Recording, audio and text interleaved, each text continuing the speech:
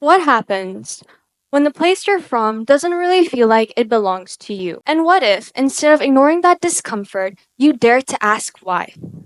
I was born into a cross cultural life, born and raised in China, Pakistani by blood, fluent in English, and struggling in Urdu. It often felt like I was living in a translation, sometimes too local to be foreign or too foreign to be local. And at the time, I thought there was something wrong with that until I picked up a camera. It initially started as a school project. I visited Lahore, Pakistan to take a few photos. Yet the moment I first clicked that shutter, I realized I wasn't just capturing images. That camera became a tool. It became a mirror. Not the kind that shows you what others see, but the kind that reflects who you are if you look closely enough. Because behind the lens, I could finally ask the questions I had been too scared to ask out loud. Do I belong here? Can I claim this city, this culture, this language as mine? And so I was no longer photographing. I was photographing my search. I pointed my lens at things people often overlook. Narrow streets, gullies, we call them, filled with movement, scent, and sound. Not grand, but real. And it was in these places where I felt a sense of belonging. Not in the monuments, but in this mess. In places where life just spills unapologetically. I visited an old fortress with broken walls, faded stones, and I thought to myself, maybe that's me.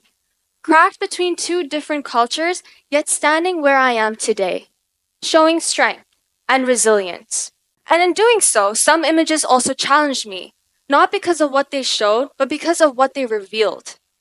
It made me think about how identity is often shaped by quiet expectations, on how we're seen, how we're labeled, how we're framed, even before we speak.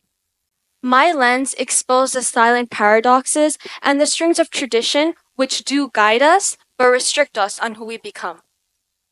And that mattered, because my search of identity wasn't just about going to a place. It was about freedom and ownership. In my research, I came across a term called local identity.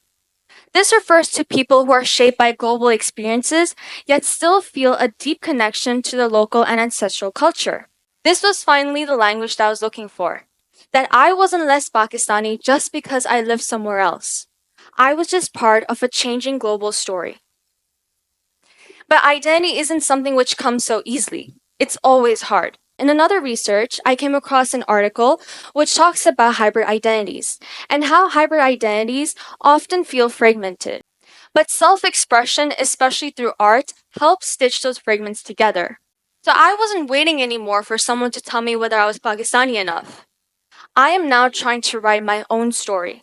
Like I mentioned before, I visited ruins, rooftops, graffitis, and hidden spots filled with beauty amongst the chaos. And these became pieces of my puzzle, a way of saying that I am here.